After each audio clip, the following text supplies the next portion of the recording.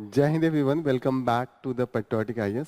Let's start our current affairs classes. Now, today it is only in the online mode.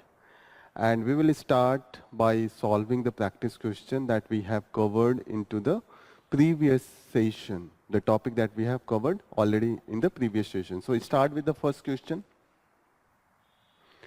Consider following statement regarding Election Commission of India. First statement is talking about the Election Commission is constitutional body established under Article 324. The second statement talking about the Representation of People's Act 1951 gives Election Commission of India power to deregister political parties. Third statement is talking about Election Commission is responsible to conduct elections to Parliament, State Legislature and Office of President and Vice President. Okay.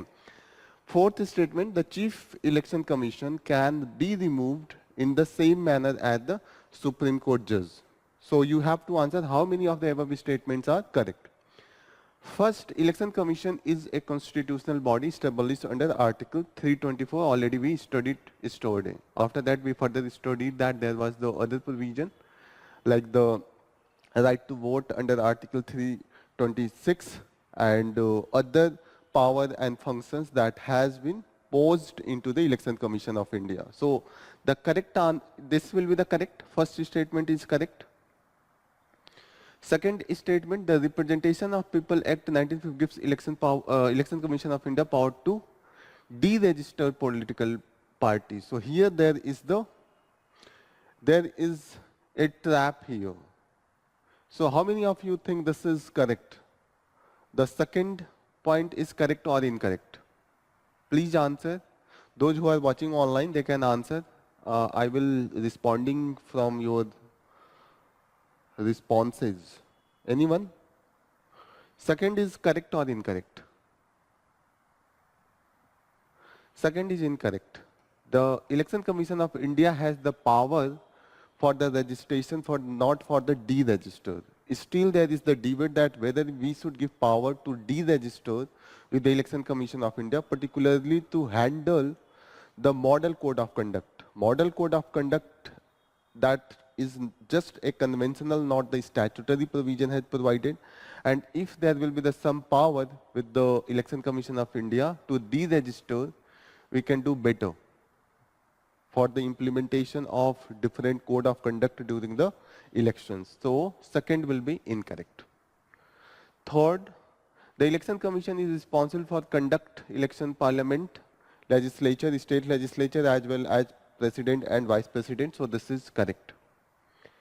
Fourth statement, the Chief Election Commission can be removed in the same manner as the judges of the Supreme Court.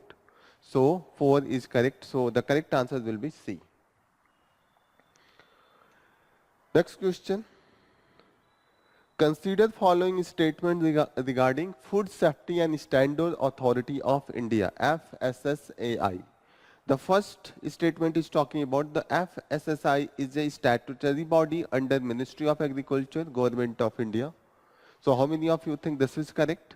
The second statement is talking about it sets scientific food standard and regulates the manufacture, storage, distribution, sales and import of the good products in India. So how many of you think the first statement is correct? First statement is incorrect because it is not under Ministry of Agriculture, but it is under Ministry of Health and the Women Welfare. So first is incorrect, second is correct because it has regulatory power with respect to the storage, sale and import of food products in India. Now the debate is going on with respect to the labeling, how the labeling should be there on the food products. Please sit. Next question. Consider following statement regarding Jan Vishwas Amendment Provision Act 2023. First point, the Act decriminalize offences in 42 Central Act across the 19 ministries. Second, it replaces all form of criminal penalties with monetary fines. Third, the Act appoints adjudicating officers to handle minor offence instead of court. Fourth, statement, the Indian Penal Code 1860 is one of the key law amended under this act. Please answer how many of you think that this is correct. First, पहला सही है या गलत है? Hindi medium और English medium? Hindi medium. Okay. कितने लोगों को लगता है कि सेकंड इज करेक्ट? पहला करेक्ट है. Second, it replaces all form of. Here यहाँ पे है all. This is not for the all form, only for the minor offences. It has replace the criminal penalties and replace with the monetary penalty. तो ये incorrect है. Then third statement, it appoint adjudicating officer to handle minor offences instead of court. Here, to expedite the process of adjudication, इन्होंने replace किया है court को with the adjudicating officer. So ये सही है. Last, the Indian Penal Code 1860s is one of key law amended under this act. इसके under में Indian penal code को हमने नहीं अमेंड किया है, हमने इन्वायरमेंटल प्रोटेक्शन एक्ट को अमेंड किया है. सो ये इनकरेक्ट है. So the correct answer will be only 2, क्योंकि फर्स्ट एंड थर्ड स्टेटमेंट सही है, second and fourth statement incorrect है. Next question, arrange the following major election related development in chronological order. पहला है introduction of electronic voting machine. Electronic voting machine का कब हमने start किया था. दूसरा पॉइंट है first general election in India कब हुआ था. थर्ड है the passage of representation of people act 1951.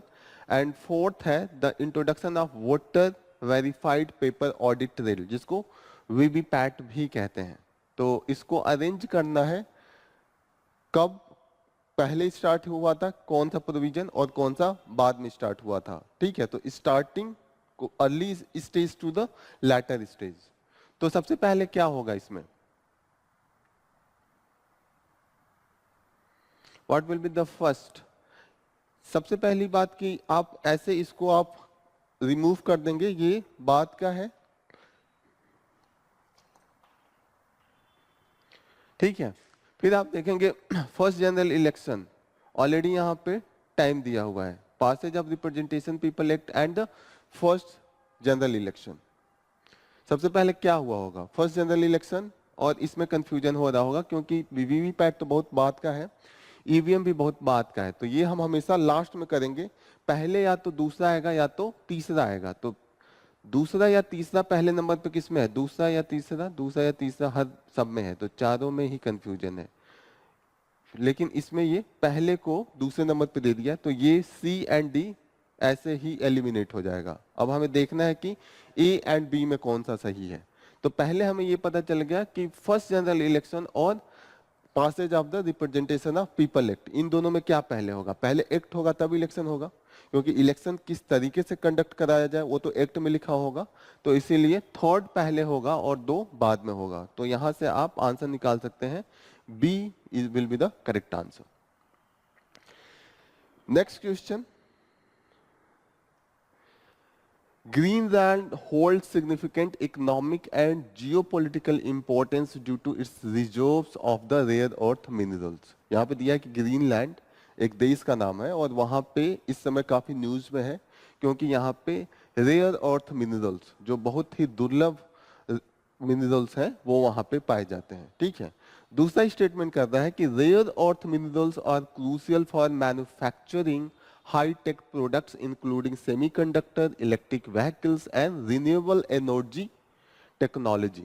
ठीक है, तो कौन सा सही है, पहला स्टेटमेंट सही है या गलत है. ग्रीनलैंड अभी न्यूज में है. क्यों ग्रीनलैंड न्यूज में है, अभी ट्रंप ने बोला है कि हमें बेच दीजिए. अभी हम देख रहे हैं ट्रंप जब से प्रेसिडेंट हुए हैं तब से वो ग्रीनलैंड पे यूएस का अपना सोवर्निटी, अपना अधिकार जमाने की कोशिश कर रहे हैं.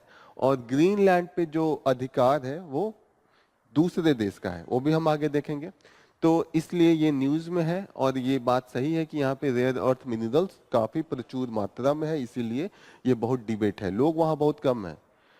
सेकेंड स्टेटमेंट कर रहा है कि रेयर अर्थ मिनरल्स का यूज कहाँ कहाँ है। तो क्रूशियल टेक्नोलॉजी में इसका यूज हो रहा है, जैसे अभी हम जितने भी इलेक्ट्रॉनिक्स प्रोडक्ट बना रहे हैं उसमें इसका यूज है, जहाँ पे सेमीकंडक्टर्स का भी यूज होता है। सेमीकंडक्टर्स का और यूज कहाँ होता है, जो हम लोग आजकल रिन्यूएबल एनर्जी बना रहे हैं, जैसे हम लोग देखते हैं सोलर पैनल अपने छतों पे लगाते हैं, उसमें सेमीकंडक्टर का यूज होता है।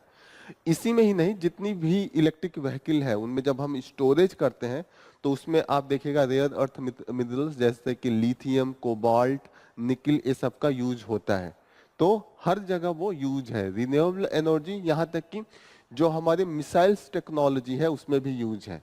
तो ये भी सही है और इसीलिए ये ज्यादा न्यूज में है। तो दोनों स्टेटमेंट सही है, स्टेटमेंट 1 एंड स्टेटमेंट 2 दोनों सही है। और स्टेटमेंट 2 एक को एक्सप्लेन कर रहा है, क्योंकि ये बता रहा है कि रेयर अर्थ मिनरल्स है, तभी तो ये जियो पॉलिटिक्स का इंपॉर्टेंट टॉपिक बन गया है, क्योंकि सबको चाहिए ना वो रेयर अर्थ मिनरल्स, यूएस को चाहिए।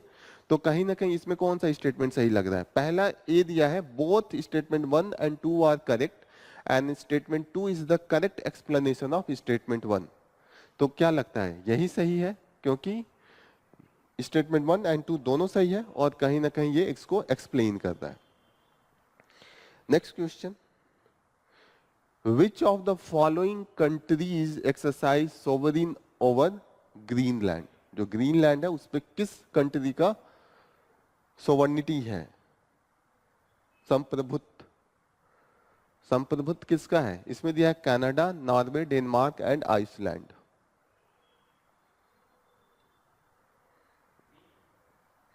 नॉर्वे गलत, और गेस?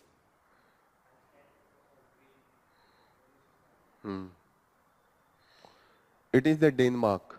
डेनमार्क का है, जिनको हम लोग डच भी कहते हैं, ठीक है, डेन, ठीक है। So the correct answer will be C. कल जो टॉपिक था उस पे हमने एक क्वेश्चन मेंस के लिए दिया था लिखने के लिए, the replacement of colonial era labour law with modern labour code is considered a major reform, yet their implementation remain stalled. Analyze the impact of delayed labor reforms on India's investment climate and workforce productivity. ये पूछ रहा है कि औपनिवेशिक युग में श्रम कानूनों को आधुनिक श्रम संहिताओं के प्रतिस्थान करना एक प्रमुख सुधार माना जाता है, फिर भी उनकी कार्यान्वयन प्रक्रिया रुकी हुई है। भारत के निवेश माहौल और श्रमिक उत्पादकता पर विलंबित श्रम सुधारों के प्रभाव का विश्लेषण करें। तो ओवरऑल यही कहा जा रहा है कि कॉलोनियल एरा जो लेबर लॉ था उसके कारण अभी जो मॉडर्न इंडस्ट्री है वो हम रन नहीं कर सकते हैं, काफी दिक्कत आ रहा है, क्योंकि कॉलोनियल एरा था वो कंट्रोल करने के लिए था। अभी हम चाहते हैं कि बिजनेसमैन को ज्यादा से ज्यादा पावर दें ताकि बिजनेसेस बढ़े, और जब बिजनेसेस बढ़ेंगे तो वहां पे एम्प्लॉयमेंट बढ़ेगा, रोजगार बढ़ेगा, और रोजगार बढ़ेगा तो ओवरऑल ग्रोथ बढ़ेगा, लोगों का लिविंग स्टैंडर्ड बढ़ेगा। तो ये ओवरऑल हमारा एम है। हमने इसी कोशिश में लेबर कोड लाया है, लेकिन लेबर कोड को सही से हम इम्प्लीमेंट नहीं कर पा रहे हैं। तो उसी का बोलना है कि एनालाइज करना है कि क्यों डिले हो रहा है, और इस डिलेड लेबर रिफॉर्म का इन्वेस्टमेंट और वर्कफोर्स प्रोडक्टिविटी पे क्या इंपैक्ट पड़ रहा है। इन्वेस्टमेंट का मतलब बाहर से जो लोग आके इन्वेस्ट करते हैं वो कर रहे हैं, नहीं कर रहे हैं, किस तरीके का उनके पास माहौल है, और जो हमारे वर्कफोर्स है, जो लोग काम करते हैं, उनका प्रोडक्शन कैसे है, कि खुश होकर काम कर रहे हैं, ज्यादा से ज्यादा प्रोड्यूस कर रहे हैं, कि दिक्कतें आ रही हैं। ओवरऑल ये एनालाइज करना है। तो how we can start, introduction कैसे करेंगे? आंसर को लिखना है 250 वर्ड में। तो आपके पास क्या होना चाहिए इस टाइप, जब क्वेश्चन का वर्ड लिमिट 250 हो तो ऐसे क्वेश्चन में हम पहले इंट्रोडक्शन लिखेंगे, फिर हम लिखेंगे कि क्या रीजन है, डायरेक्ट पूछा है कि consider the major reform and it implementation remain stalled, तो क्या रीजन है कि इसको हम लागू नहीं कर पा रहे हैं। और फिर दूसरे पार्ट में हम जाएंगे कि इसका इम्पैक्ट कहाँ पे हो रहा है, इन्वेस्टमेंट पे, और दूसरा वर्कफोर्स प्रोडक्टिविटी पे। ये हमारा 3 है, फिर हम वे फॉरवर्ड देंगे, उसके बाद कंक्लूड करेंगे, ठीक है। इंट्रोडक्शन में आप क्या लिख सकते हैं? यू हैव टू हाईलाइट कि कॉलोनियल एरा जो जितने भी लॉ था उसमें किस तरीके का रिस्ट्रिक्शन था। रिस्ट्रिक्शन जैसे कि परमिट राज था, लाइसेंसिंग राज था, और इसके कारण क्या है, बिजनेसमैन को ये लगता था कि डिफरेंट टाइप का लेबर कोड अगर थोड़ा भी वायलेट करेंगे तो एक तो आके जितने भी इंस्पेक्टर हैं वो हमें परेशान करेंगे, और उनको ये भी थ्रेट रहता था कि कहीं ना कहीं कंपनी को बंद भी कर सकते हैं, कहीं ना कहीं उनको इम्प्रीजनमेंट हो सकता है, ये सब चीजें थी। तो अभी आप देखिएगा जितने भी रिफॉर्म कर रहे हैं, 4 लेवल कोड में हमने कोशिश किया है कि जितना भी जेल का टर्म है, छोटे मोटे कुछ फाइल नहीं किया, कुछ आपने एप्लीकेशन नहीं डाला, तो वो हमने हटाने की कोशिश की है। और एक जगह हम क्लब करके सोच रहे हैं कि 4 ही कोड बना दे ताकि आपको 50 तरीके का अलग अलग लॉ को रेफर नहीं करना पड़े। तो हमने इसको रिड्यूस करके 4 लेवल कोड में रिड्यूस कर दिया है। लेकिन अभी भी दिक्कत इसलिए है कि जो ब्यूरोक्रेट्स हैं, ब्यूरोक्रेट्स अपने पावर को जाने नहीं देना चाहते हैं। वो चाहते हैं कि पावर को कैप्चर करके रखा जाए। जितना टाइम आप जाएंगे ब्यूरोक्रेट से कुछ पास करवाने, उतना टाइम आप उनसे डील करेंगे, उतना टाइम उनको मौका मिलेगा करप्शन करने का, बराबरी मांगने का। जैसे कोई भी फैक्ट्री है, अब जाएगा अपना पास कराने की यहाँ पे फायर का जो है वो प्रोविजन सही है, तो फायर डिपार्टमेंट का जो ऑफिसर होगा वो क्या कहेगा, कमी निकालेगा, 10 कमी निकालेगा, तो वो जो इंडस्ट्रियल पर्सन है, जो बिजनेसमैन है, वो क्या करेगा, कहेगा कुछ पैसे ले लीजिए, पास कर दीजिए, क्योंकि उसको जल्दी जल्दी अपना काम कराना है कैसे भी। तो ये क्या होता है कि ब्यूरोक्रेटिक्स जो हर्डल है उसके कारण हम जल्दी से इसको लागू नहीं कर पा रहे। दूसरी जो कमी है वो कि हम डिजिटाइज नहीं कर पा रहे हैं। जैसे हम जितना चीज डिजिटल मोड में करेंगे, जैसे मानिए मुझे किसी इंडस्ट्रियल पर्सन को जाना है कुछ पास कराने, फायर डिपार्टमेंट से ही जाने के बदले वो ऑनलाइन एप्लीकेशन दे, तो ऑफिसर से फेस टू फेस बात नहीं होगा, उधर से जो भी रिप्लाई आएगा वो प्रोफेशनल होगा, वो इस होप में नहीं आएगा कि बुलाऊंगा, बात होगा, 10 कमी निकालूंगा तो पैसे देगा। जब हम मिलेंगे ही नहीं तो पैसे, ब्राइबिंग के चांसेस कम हो जाते हैं। तो डिजिटल मोड हम जितना करें तो उतना हम क्या होगा, ट्रांसपेरेंसी आएगी, और उतना चीजों को हम तेजी से कर सकते हैं। ठीक है, छोटे छोटे जो कई क्लियरेंस है हम वन विंडो पे कर दें, कि जैसे इंडस्ट्रियलिस्ट को जाना है, कहीं पे लैंड लेना है तो लैंड क्लियरेंस करना पड़ेगा, फॉरेस्ट डिपार्टमेंट का करना पड़ेगा, इलेक्ट्रिसिटी वाले डिपार्टमेंट का करना पड़ेगा। ठीक है, अलग अलग हर जगह पे जाना पड़ेगा। फूड सेफ्टी का स्टैंडर्ड है वो, उसको लिए अलग जाना पड़ेगा। तो क्यों ना हम एक ऑफिस बना दें जहां बिजनेसमैन जाए और सारे एप्लीकेशन वहीं पे देख के सारे ऑफिस आपस में घुमा के उसको एक जगह दे दे, उसको 10 जगह नहीं जाना पड़े। क्योंकि वो 10 जगह जाएगा तो 10 ऑफिसर से बात करेगा और 10 ऑफिसर 10 तरीके से ब्राइबरी लेने की कोशिश करेंगे। तो एक ही विंडो का अगर क्लियरेंस हो जाए तो that will be much effective. तो ये सब चीजें हम कहीं ना कहीं इंप्लीमेंट लाने के लिए कर सकते हैं। गवर्नमेंट इसमें कोशिश भी कर रही है। तो नीचे हम लोगों ने डिस्कस किया है कि आंसर को कैसे लिखना है। पहली बात को इम्पैक्ट ऑन इन्वेस्टमेंट कैसे हो सकता है। एक तो regulatory uncertainty and compliance burden है। कंप्लायंस बर्डन जैसे हमने कहा कि 10 जगहों पे आपको जाके इसके लिए परमिशंस लेने पड़ने हैं। आपका रेगुलेटरी अनसर्टेनिटी ये भी होता है कि पता चले कि हर 3 महीने पे रूल बदल रहा है। जैसे पहले रूल ये है कि एक क्लासरूम है और उसका एरिया अगर 700 स्क्वायर फीट हो तो उसमें 50 लड़कों को बैठाया जा सकता है। 3 महीने बाद उन्होंने चेंज करके बोल दिया कि उसमें 30 लड़कों को बैठाया जा सकता है, स्टूडेंट्स को। तो क्या होगा, जो इंस्टीट्यूट चला रहा है वो तो कंफ्यूज होगा ना कि मतलब 50 को पहले बोला तो सीट उस तरीके से बनवाऊं, फिर 30 के अनुसार, मानी कोई फिक्स सीटें हो तो फिर उसको दिक्कत होगा। पहले अगर उनका हो कि अगर आप 100 लड़कों को बैठा के आप स्टूडेंट को पढ़ा रहे हैं तो आपको 4 एसी लगवाना है। फिर उन्होंने रूल बना दिया कि नहीं नहीं 100 में आपको 8 लगवाना होगा। तो पूरा मुझे तोड़ना पड़ेगा, पूरा फिटिंग दोबारा मुझे सब कुछ रिनोवेट। तो कहीं ना कहीं क्या होता है, अनसर्टेनिटी है, रेगुलेटरी अनसर्टेनिटी, वो क्लियर नहीं है कि कितने दिनों बाद वो चेंज करेंगे। तो मुझे भी लगेगा क्या बिजनेस किया जाए, होगा ना जो बिजनेसमैन होगा। तो this is the regulatory uncertainty. ठीक है, फिर यहाँ पे बात आती है कि increase corruption and red tapism, जो मैंने बात किया कि जितना बार आपको वो बुलाएंगे, जितना ज्यादा आपका हर्डल क्रिएट करेंगे, जितनी कमियां गिनाएंगे, आप उतना पैसे दे के आएंगे। तो ये चीज है रेड टैपिज्म का मतलब डिसीजन ही नहीं लेना। जैसे मैं फॉर्म भरा हूँ इलेक्ट्रिसिटी कनेक्शन के लिए, 1 महीने तक उन्होंने जवाब ही नहीं दिया, तो मैं परेशान होकर जाऊंगा।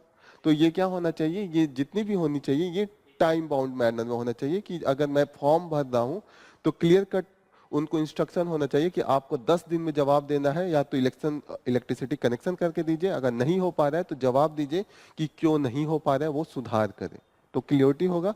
तो ये सब चीजें कहीं ना कहीं हमें सजेशन में देना है। ठीक है, impact on the workforce productivity क्या होगा, impact on the workforce productivity, जो लेबर है उसको, उसकी प्रोडक्टिविटी क्या होगी, कम होगी, क्योंकि उसको लगेगा कब मैं जॉब से निकाल दिया जाऊंगा, कब ये इंडस्ट्री बंद हो जाएगी, कुछ पता ही नहीं है। क्योंकि अगर जब कंटिन्यूटी होता है तो वर्कर भी खुश होकर काम करता है, उसको लगता है कि मेरा एकदम लाइफ सेटल है, मुझे सिर्फ काम करना है, मुझे अपने स्किलिंग पे ध्यान देना है। ठीक है। दूसरी चीज है कि गवर्नमेंट का कोई अच्छा प्रोग्राम भी नहीं है जिसमें प्रॉपर स्किलिंग कराई जाए। प्रोग्राम तो चला रही है गवर्नमेंट, लेकिन वहां पे मशीन नहीं है, सिर्फ नाम के लिए स्किलिंग कराया जा रहा है। तो कहीं ना कहीं स्किलिंग नहीं है तो आपका प्रोडक्टिविटी अच्छा नहीं होगा। जब आदमी को फंक्शन नहीं आएगा कंप्यूटर चलाने का, स्किल ही नहीं है, तो कैसे जल्दी जल्दी काम करेगा। या कोई भी मशीन चलाना है तो उसमें प्रॉपर तरीके से पहले ट्रेनिंग होनी चाहिए, ट्रेनिंग के बाद वो जब काम करता है, कोई भी सिलाई करना हो तो उसकी प्रोडक्टिविटी ज़्यादा होती है, उसकी स्पेशलाइजेशन ज़्यादा होती है। तो ये सब कमियां हमें अभी भी देखने को मिल रही है। ठीक है। यहाँ पे देखिएगा कि लैक ऑफ वर्कर्स बेनिफिट, जो वर्कर्स हैं उनका यही नहीं है कि अगर जॉब छूट गया तो उनको पेंशन मिलेगा नहीं मिलेगा। जैसे है कि सिर्फ गवर्नमेंट जॉब में है, लेकिन प्राइवेट जॉब में ये सब इंश्योर नहीं कर पाते हैं, और प्राइवेट एम्प्लॉयर को लगता है कि इतना पैसे मैं लाऊं कहाँ से। तो ये सब दिक्कतें, काफी चीजें फेस करने को देखी जाती हैं। और इसके कारण जो इन्वेस्टमेंट है, जो बाहर का इन्वेस्टर है वो क्यों इंडिया में करेगा, उसको लगेगा कि यूएस में इससे अच्छा रूल है। अभी हमने देखा कि यूएस में DOGE, डॉज, हमने अब उन्होंने एक डिपार्टमेंट बनाया है, that is the department of government efficiency, जिसके जो हेड बनाए गए हैं एलन मस्क बनाए गए हैं। एलन मस्क का नाम सुना होगा, जो टेस्ला के हेड हैं। ठीक है। ट्विटर भी उनका है, ट्वीट करते रहते हैं। ठीक है। तो एलन मस्क उसके हेड बनाए गए हैं। तो उनका मेन क्या एम है, डॉज जो डिपार्टमेंट बनाया गया उनका मेन एम है कि जितना कोशिश किया जाए, जितनी भी हॉर्डल्स है, एक कानूनी क्रिया, ये प्रोसीजर है, उसको कम किया जाए। ठीक है। तो कहीं ना कहीं जब वहां पे इतनी अच्छी है, दुबई का हम लोग कल के न्यूज़पेपर में पढ़ रहे थे कि दुबई में इन्वेस्टमेंट काफी ज्यादा है, क्योंकि वहां पे उस तरीके का इंफ्रास्ट्रक्चर क्रिएट किया जा रहा है, उस तरीके की पॉलिसी बनाई जा रही है। तो कहीं ना कहीं all these are the creating hurdle, इन सभी पे हमको काम करना है। वे फॉरवर्ड में यही सब हम बताएंगे कि जितने भी हैं स्टेक होल्डर, उनसे मिलकर हम डिस्कस करें कि क्या दिक्कत है और उस तरीके से पॉलिसी बनाई जाए। दूसरी चीज है कि स्किलिंग किया जा सकता है, और जो डिजिटल रिफॉर्म है कि जितना ज्यादा हम डिजिटाइजेशन करें, जैसे लैंड डिजिटाइजेशन कर दें, लेबर लॉ को डिजिटाइज कर दें, उतना ज्यादा चीजें इजी होंगी। एंड लास्ट इन्होंने कहा है कि ग्रीवांस रिड्रेसल मैकेनिज्म होना चाहिए। ग्रीवांस रिड्रेसल मैकेनिज्म का मतलब कि मुझे अगर कोई दिक्कत है, किसी इंडस्ट्री को दिक्कत है, तो वो जाके कंप्लेन करे और उस कंप्लेन का रिप्लाई या उस पर जो भी दोषी है, जैसे मानिए कोई ऑफिसर किसी का काम नहीं कर रहा है या कोई इंस्पेक्टर है परेशान कर रहा है, तो मैं जाऊंगा अपना कंप्लेन करूंगा और उस कंप्लेन में जल्दी से जल्दी सुनवाई की जाएगी। नॉर्मली अभी जो है बहुत डिलेड होता है, 2 साल 5 साल 10 साल लग जाता है। टाइम बाउंड मैनर में कार्रवाई की जाए और उसका रिजल्ट आ जाए, तो जो ऑफिसर है उनको भी डर रहेगा कि कुछ भी ऐसा मैं काम करूंगा तो मेरे खिलाफ कंप्लेन होगा और उस पर मेरे खिलाफ पेनाल्टी जाए, मैं सस्पेंड भी हो सकता हूँ। तो यही है कि ग्रीवेंस रिड्रेसल मैकेनिज्म जो यहाँ पे दे रहे हैं, शिकायत निवारण तंत्र जो है, उसका मतलब है कि कोई ना कोई मैकेनिज्म टाइम बाउंड में होना चाहिए। अभी है कि आप कोर्ट में जाते हैं, कोर्ट में बहुत टाइम लग जाता है, पैसे भी खर्च होता है, तो बिजनेसमैन को लगता है क्यों कोर्ट में जाए, उससे अच्छा कि घूस घास दे के हम काम चला लें। All this you have to write in this answer. Clear?